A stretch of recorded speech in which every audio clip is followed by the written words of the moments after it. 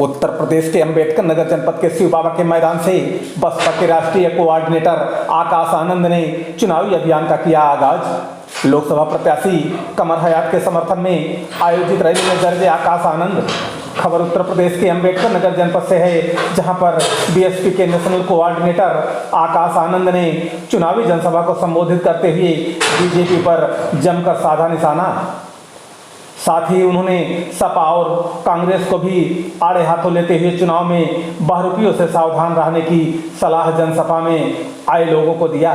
आकाश आनंद ने केंद्र की व प्रदेश की बीजेपी सरकार पर तीखा हमला करते हुए कहा कि ये रोजगार देने का दावा कर सरकार में आए थे और 80 करोड़ जनता को भिखारियों की श्रेणी में लाकर खड़ा कर दिया।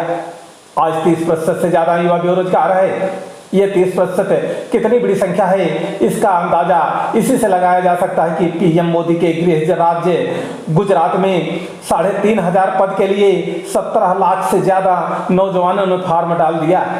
केंद्र सरकार में 30 लाख से ज्यादा पद खाली पड़े हैं, लेकिन ये उनको नहीं भरेंगे, क्योंकि यदि ये उनको भरेंगे तो वो जानते हैं कि उन्हें बाबा साहब के संविधान के अनुसार उन्हें आरक्षण देना पड़ेगा, और वे ना आपको आरक्षण देना चाहते हैं और ना रोजगार। जब हमारे और आपके बच्चे पढ़ लिख नहीं पाएंगे, उनके पास रोजगार नहीं होगा, तो वो हमारा ध्यान 80 करोड़ जनता को मुफ्त राशन देने की बात करके भटकाएंगे।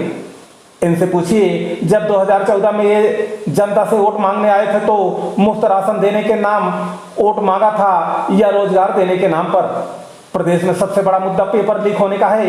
युवा भर्तियों का पेपर देकर आते हैं और कुछ समय बाद पता चलता है कि उनका पेपर लीक हो गया।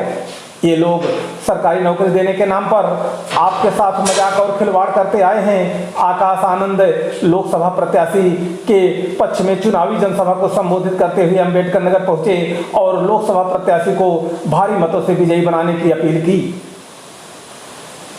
आइए हम आपको ले चलते हैं अंबेडकर नगर जनपद के सुविख्यात स्थान शिव बाबा की धरती पर और आपको रूबरू करवाते हैं चुनावी जनसभा से। अगर इतना अच्छा था, बहन जी का आजादी के बाद जितने लोग मुख्यमंत्री हुए, आज तक उस तरीके की सरकार नहीं चल पाई है।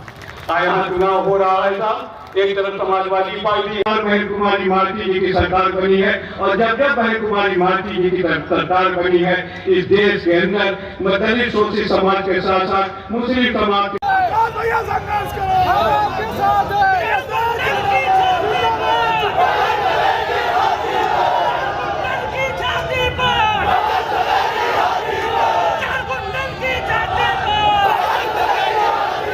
जितने भी तरक्की की चीजें हो सकती थी, कितने भी विकास की चीजें हो सकती थी, सारा कुछ बहन जी का जो है बहन जी की देन है। ये मैं कहना नहीं चाहता। साथियों, सबसे बड़ा मुद्दा पेपर लीक होने का। मैं समझ सकता हूं कि यहां पर कितने युवा साथी हैं जो पिछले 10 सालों में कई बार सरकारी भर्तियों के लिए एग्जाम देके आए हैं, और जानकर उन्हें बड़ा दुख होता है कि कुछ महीने बाद वो पेपर लीक हो गया।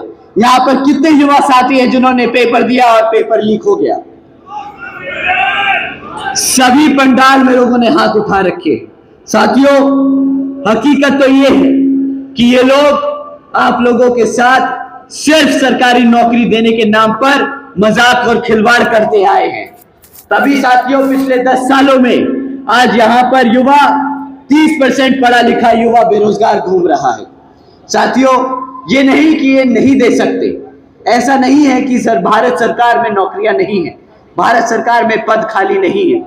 आपको जानकर हैरानी होगी साथियों कि यहां पर केंद्र की सरकार में 30 लाख से ज्यादा पद खाली पड़े हैं, जहां पर इन लोगों ने जानबूझकर वो पद नहीं भरे हैं, क्योंकि वो जानते हैं अगर उन्होंने वो पद भरे तो उन्हें बाबा साहब के दिए हुए संविधान के हिसाब से आरक्षण भी देना पड़ेगा, और वो ना आपको रोजगार देना चाहते हैं, ना वो आपको आरक्षण देना चाहते हैं।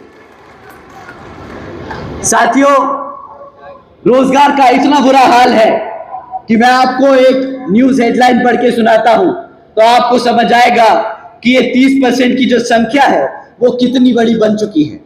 साथियों, गुजरात की ये खबर है, हमारे आदरणीय प्रधानमंत्री जी के प्रदेश से ये खबर है कि 17 लाख से ज्यादा युवाओं ने मात्र 3,500 नौकरियों के लिए अप्लाई किया था। साथियों, अगर सिर्फ 3,500 नौकरियां निकली तो उसके लिए 17 लाख बच्चों ने अप्लाई किया। रोजगार और बेरोजगारी का क्या हाल है वो इन्हीं आंकड़ों से समझ आता है।